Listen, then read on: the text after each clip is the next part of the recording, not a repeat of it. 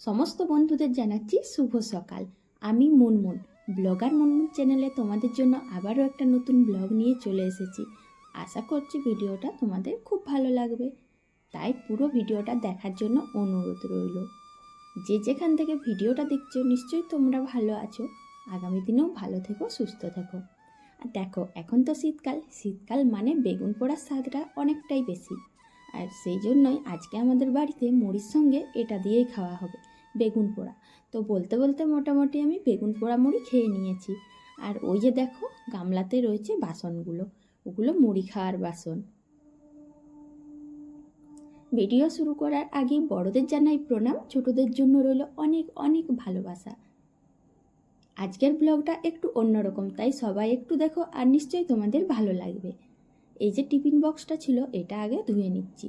কারণ কি বলতো, বাসনগুলোতে যে তেল থাকে না, ওই তেলটার মাজার পরে তারপর যখন টিফিন বক্সটা মাজবো একটু দাগ দাগ হয়ে যায়, কীরকম তেল তেল লাগে, তাই ওটা আগে মেজে নিলাম।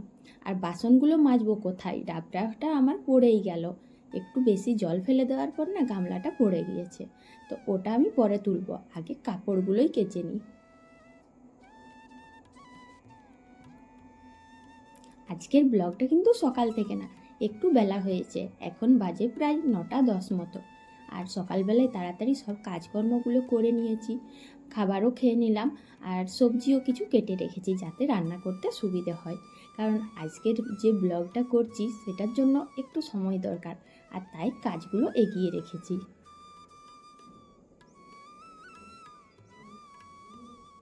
তোমাদের সাথে গল্প করতে করতে কাজগুলো কত সহজভাবে করা হয়ে যায়। দেখো, কতগুলো কাপড় কাচাও হয়ে গিয়েছে। আর এখন তো সকাল নয়, তাই কাচতে কোনো অসুবিধেও হচ্ছে না। আজ কিন্তু অন্য দিনের তুলনায় অনেক কম কাপড় ভিজিয়েছি।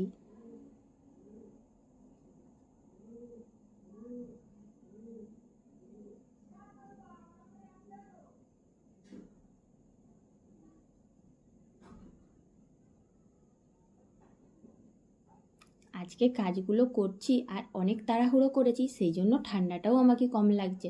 আমি সোয়েটারটাও খুলে দিয়েছি। এই যে জলটা ঢাললাম, এটা ঢালতে গিয়ে আর এক আপদ হলো।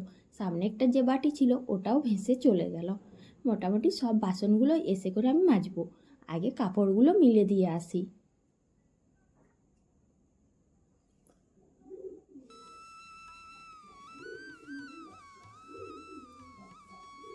এই যে কাপড়গুলো মিলতেও আমি চলে এসেছি। আর এই যেখানে আমি কাপড়গুলো মিলছি সেই প্রাচীরটার দিকে একটু তাকিয়ে দেখো, কিছু কি তোমরা দেখতে পাচ্ছ? ওই যে প্রাচীরটা রয়েছে, ওই প্রাচীরে কিছু ঝুলে রয়েছে, ওই যে লাল লাল দেখাচ্ছে জামাগুলোর পিছন দিকে। ওই লালগুলো কি বলো তো, ওগুলো হচ্ছে বনকুঁদরি। আগে ছোটোবেলায় ওগুলো সম্বন্ধে অনেক শুনতাম আর দেখেওছি, যে এগুলো নাকি ঝোপে ঝাড়ে আর ওই যে বনে জঙ্গলে থাকে। কিন্তু এখন দেখলাম যে আমার শ্বশুরবাড়িতে এই প্রাচীরটাই কিন্তু প্রত্যেক বছরই শীতকালে এই বনকুঁদরিগুলো হয়। আর দেখতে কিন্তু কুঁদরির মতন, তবে এগুলো খাওয়া যায় না। এনার দেখো, এগুলো তো আমাদের বাড়ির সামনেই থাকে আর সব সময় আমাদের বাগানেই ঘোরাঘুরি করতে থাকে। এরপর ওটাও ঝাঁপিয়ে পালিয়ে গেল, আর ওটা পালিয়ে যেতে আমিও বাড়ির থেকে পালিয়ে এলাম বাগানে। একটুও মনটা ভালো লাগছিল না, কারণ বাড়ির বাকিরা চলে এসেছে আর আমার মনটা খুব অস্থির ছিল, তাই এসে করে কাজে লেগে পড়লাম। আগের দিন যে গাছগুলো লাগিয়েছিলাম সেই গাছগুলোয় দেখো একটু একটু জলও আছে, কারণ কালকে দিয়েছিলাম, আজ কিন্তু জল দিইনি। আর এই জলটার উপরে তাদের পুষ্টির জন্য দিতে হচ্ছে খোলগুলো। আর এই খোল সারগুলো খুব অল্প করে মাপে দেওয়া হলে গাছগুলো তাড়াতাড়ি পুষ্টিকর হবে আর অনেক লম্বা হবে। ওগুলোর তো যত্ন নিয়ে নিলাম। এরপর হচ্ছে যে ফুল গাছগুলো, তো ফুল গাছগুলোই তো জল দেওয়া দরকারি, সেই জন্য ফুল গাছগুলোই জল দেওয়ার জন্য এই বালতিটাতে করে জল আনছি। অন্যদিন তো মগে করে জল দিই, আজকে আর যাব না, কারণ আজকে অন্য গাছগুলো লাগাতে হবে, সেই জন্য। আর ফুলের ওপর থেকেই জল দিচ্ছি। অনেকেই হয়তো বলবে যে আমি কেন ফুল গাছের ওপর থেকেই দিচ্ছি জল। তো জানো তো বন্ধুরা, আমি যে কোনো ছোট চারা গাছ হোক বা ফুল গাছ হোক, কেন জানি আমার মনে হয় যে শেকড় থেকে যতটাই জল টানুক না কেন, আমি গাছের ওপর থেকে দিলে খুব তাড়াতাড়ি এরা জলটা শোষণ করতে পারবে, তাই গাছের ওপর থেকে দেওয়ার চেষ্টা করি। আর তবে কিন্তু সেটা ছোট গাছের জন্য। আর ফুল গাছ মানেই তো ফুল গাছের ওপর জল দিলে আরও সুন্দর লাগে। এদিকে তোমাদের দাদাভাই ওই গাছগুলো সাইডে সাইডে যে ছোট ছোট ঝোপঝাড়ের মতন গাছগুলো বেরিয়েছে না, ঘাস টাস, সেইগুলোকে ভালো করে ছুলে দিচ্ছে। এগুলো যদি গাছের সাইডে থাকে তাহলে আর গাছটা বড় হতে পারবে না, তাই ছুলে ছুলে যে গাছগুলো বেরোচ্ছে ছোট ছোট ঘাস, সেগুলোকে ভালো করে এক সাইড করে নিচ্ছে। ছেলের মনটা অনেকটাই খারাপ, কারণ ও চাইছে ও কোদাল ধরবে। এই যে বীজগুলো দেখছো, এইগুলো আজকে লাগাবো। তো জানো তো বন্ধুরা, এত এত গাছ লাগালেও আমার কিন্তু মন মানছে না, মনে হচ্ছে আরও আরও গাছ লাগায়। আর শীতকালে তো গাছ লাগানোর ইন্টারেস্ট একটু খুব বেশিই থাকে, আমার মধ্যেও যেন আছে, আর অনেকের মধ্যেই থাকে এই ব্যাপারটা। সত্যি বলতে কি, আমি গাছ লাগাতে খুব পছন্দ করি, তাও আবার যদি শীতকাল হয় তাহলে তো বলার নেই। সেই জন্য নিজেই কোদাল নিয়ে লেগে পড়লাম, আজকে গাছ লাগাবো। আর আমাদের বাগানটাই দেখো, একটুও জায়গা নেই, শেষমেশ এই টবগুলোকে সরিয়ে জায়গা করেছি। আর এখন যে হঠাৎ করে কোথা থেকে ঝড় চলে এলো সেটাই বুঝলাম না। দেখো গরমকালে যেন মনে হয় ঘেমে নিয়ে একাকার হয়ে যাচ্ছি, যেন একটু বাতাস দেয় একটু পাতাগুলো নড়ে, কত অস্থির হয়ে থাকি। আর এখন দেখো বিনা কারণে শুধু শুধু ঝড় বইছে। ঝড় তো ঝড়, তাও মনে হচ্ছে যেন ঘূর্ণিঝড়ের মতন।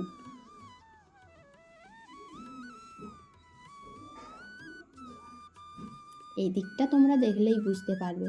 আর আমার খুব বিরক্তি লাগছে, নারকেল গাছটা দেখো কেমনভাবে ঝড় দিচ্ছে।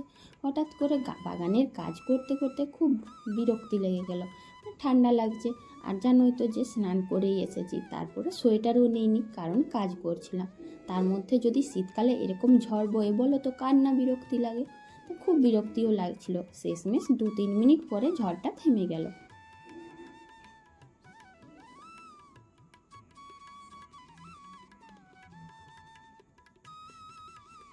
এরকম ঝড় যদি গরমকালে দেয় তবেই না ভালো লাগে, কিন্তু তখন একটুও ঝড় দেবে না, তখন শুধু গরম আর গরম। এদিকে ঝড় দেখতে গিয়ে দেখো আমার শাড়ির আঁচলটা কেমন এলোমেলো হয়ে গেছে। আর শাড়ির আঁচল কোমরে গুঁজে শক্ত হাতে কাজ না করলে কাজ কি হয় ভালোভাবে, সেই জন্য কোমরের আঁচলটা ভালো করে গুঁজে নিলাম। এরপর কাজে নেমে পড়েছি। এখন যেন মনে হয় ঠিকঠাকভাবে কাজগুলো করতে পারবো। আর শাড়ির আঁচল যদি খোলা থাকে মনে হয় যেন হালকাভাবে কাজ করছি।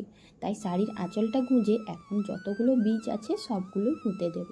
আর বীজগুলো কি বলো তো, এটাই তো তোমাদের সাথে শেয়ার করতে ভুলে গেছি।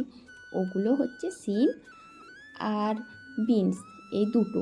তো সিম আগের দিন লাগিয়েছিলাম, একটাও বেরোয়নি, সেই জন্য আজকে সিম আর বিনস লাগিয়ে নিচ্ছি। ওই বীজগুলো তবে কেনা নয়, ওগুলো দিদির শ্বশুরমশাই দিয়েছিল, আর বেশ অনেকগুলোই দিয়েছে। সেই জন্য আমি সময় নিয়ে ভাবনা চিন্তা করে করে ওই রোগুলোতে লাগাচ্ছি। একটু ছাড়া ছাড়াও লাগাতে হবে, এদিকে বীজও অনেক। এই রোটা হচ্ছে শেষ রোটা, আর এখানেই সব বীজগুলো আমাকে শেষ করতে হবে। তা দেখলাম যে অনেকগুলোই বীজ রয়ে যাবে, সেই জন্য আগের রোগুলোতে আর একটু বেশি বেশি করে দিয়ে দেব। আর শেষ যে রোটা দেখছো, এটাতে কিন্তু অনেকটাই কম ছেড়েছি, খুব ঘিঞ্চিভাবেই লাগিয়ে দিয়েছি। যে যেটা হবে হবে, আবার যেটা হবে না হবে না, কিছু জিনিস তো নষ্ট হবেই, মানে কিছু বীজ বেরোবে আবার কিছু বীজে গাছ বেরোবে না। এই দেখো বন্ধুরা, এই রোগুলো কমপ্লিট হয়ে গেছে, সিম আর বিনস লাগানো শেষ হয়ে গেল। তো পুরো বাগানটায় শুধু চারিদিকে গাছপালা লাগিয়ে দিলাম। আর এখন একটুও জায়গা নেই। তোমাদের দাদাভাই কি করলো, চারিদিক থেকে মাটিটা খুঁড়ে খুঁড়ে নিচ্ছে। এভাবে হলে একটুও ঘাসপালা কিছু থাকবে না, সেই জন্য এইভাবেই করে নিচ্ছে, যাতে গাছের গোড়াগুলো আরও শক্ত হয়, আরও পুষ্টিকর হয়। তো মোটামুটি এখন আমি বাড়ি চলে গেলাম, কারণ এখন এসে এই যে রান্না বান্না করতে হবে।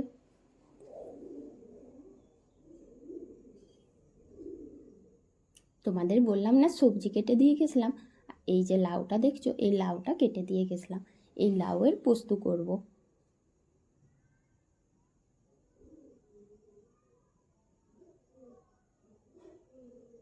লাউটা কচি ছিল, সেই জন্য অনেকটাই জল বেরিয়েছে। তাই দেখো উনুনের আঁচটা একটু বাড়িয়ে দিয়েছি, খুব জোরেই জ্বলছে, এত জল বেরোচ্ছে কি বলবো। অন্যান্য সবজিতে জল দিয়ে দিয়ে সেদ্ধ করা যায় না, আর এটা বিনা জলেই পুরো ঘাঁটা হয়ে যাবে, সেই জন্য আমি বেশি আঁচ দিয়ে দিচ্ছি।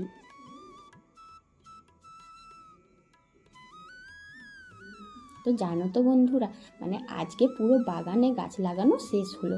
সারা বছরে না এইভাবে কোনো সময় লাগানো যায় না, শীতকালে যেভাবে সবজি লাগাতে পারি, ফুলের গাছ লাগাতে পারি।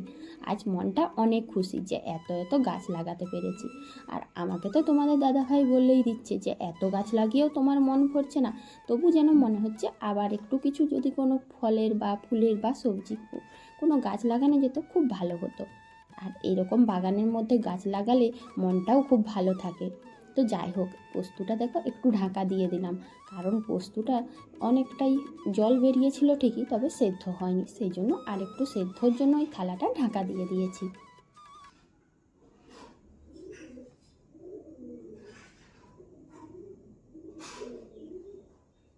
একটু একটু ঝড় দিচ্ছে, ওই জন্য কীরকম হাওয়ায় উড়ছিল, এই যে আগুনগুলো না এদিক ওদিক করে ধোঁয়া উঠছিল।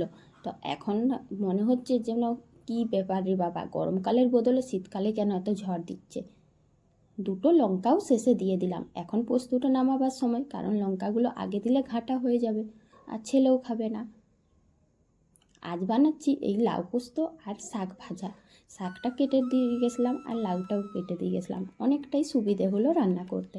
শেষে বসিয়ে দেবো ভাত।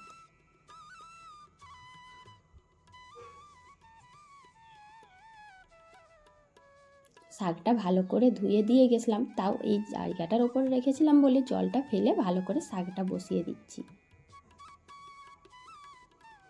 শাকটাতে অনেকটাই জল বেরিয়েছে, এই জলটাতে শাকটা সেদ্ধ করব, শাকটা সময় লাগবে। তো বন্ধুরা, এরপরেই আমি ভাতটা রান্না করব। তো আমার ব্লগ যদি তোমাদের ভালো লাগে অবশ্যই পাশে থেকো। আর আজকের ব্লগটা আমি এখানেই শেষ করছি। কাল আবার একটা নতুন ব্লগ নিয়ে তোমাদের সাথে দেখা করব। তো চলো, সবাই ভালো থাকবে, টাটা।